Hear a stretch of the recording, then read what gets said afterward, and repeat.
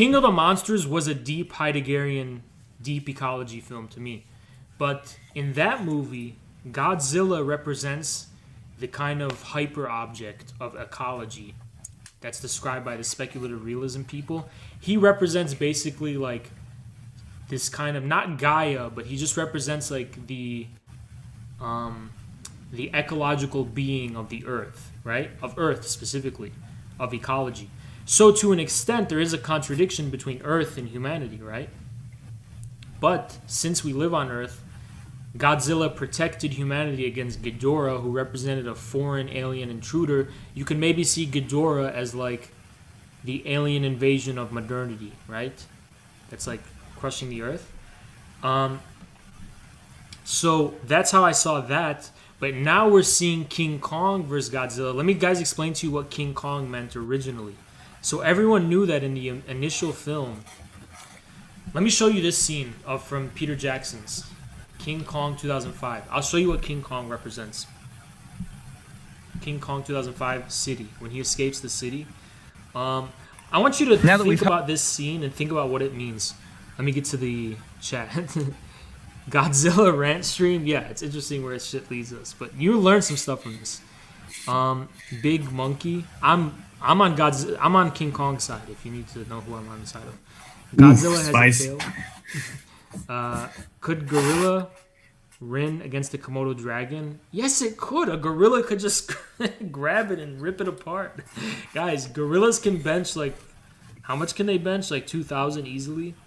I'm sorry, they're very strong. Comrade Kong, true. It's very true, Jake English. I'm gonna explain it to you. Big monkey and big lizard punch each other. Okay, I'm gonna explain what this means. Watch this scene. Watch this scene. Look at this. What is this? What is this really showing you emotionally, right? Look at all these lights, all these signs. This is the quintessential encounter between the proletarianized subject and the modern world. Sometimes when I went to Chicago, I felt like this, you know?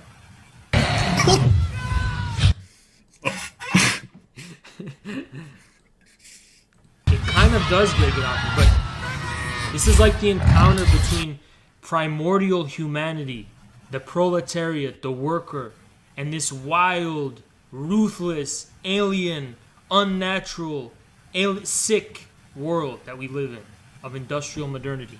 That's what King Kong is about.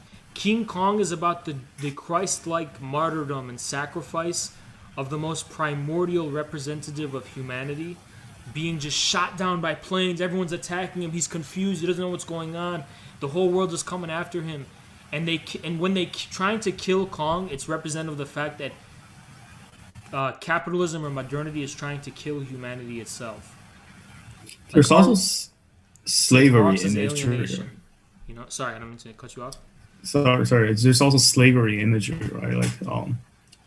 Like they go in there and then he's forcibly brought. The colonialism interpretation is the same. It's exactly up the same alley. There's two main basic interpretations of King Kong.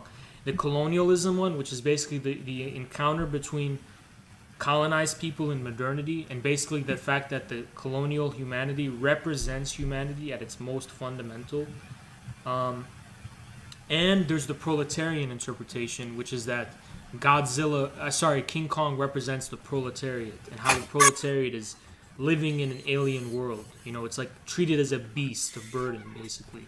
And I think they're actually one and the same interpretation. So I unite both of those interpretations.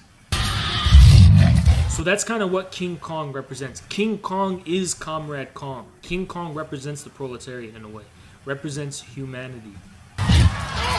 Our unalienated humanity is what King Kong is.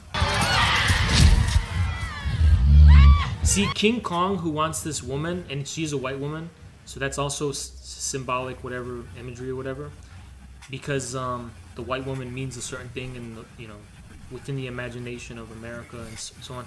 But it basically represents that this unalienated humanity is looking for a kernel of goodness in this bad, wicked world. And you know, it's kind of like we live in a white supremacist society, so it's going to be represented as a blonde-haired white woman, right? Kong is the oppressed. Yeah, exactly.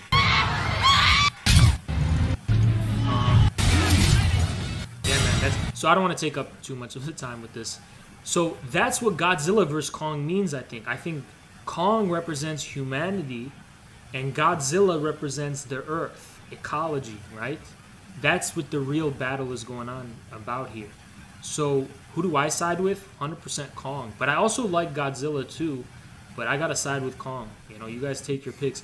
Godzilla represents the alien, but also the consistent whole ecological Earth, and it's deep terrestrial. You know, he's underground in the vents.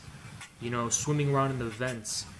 So, also the conflict between humanity and like lizards. I'm not a reptilian conspiracy guy, but that is a thing in history, right? Lizards kind of represent our cold, mechanical, animal self. They represent nature, right? And then, you know, King Kong represents warmth and humanity. So that's kind of the difference that's going on. It's geology, plate tectonics versus it's the Anthropocene. You know what I'm saying? Not to be a sued. Damn, King Kong has more theory than all breadtube for real. It is. It's all this stuff is very deep, guys. It's all very deep.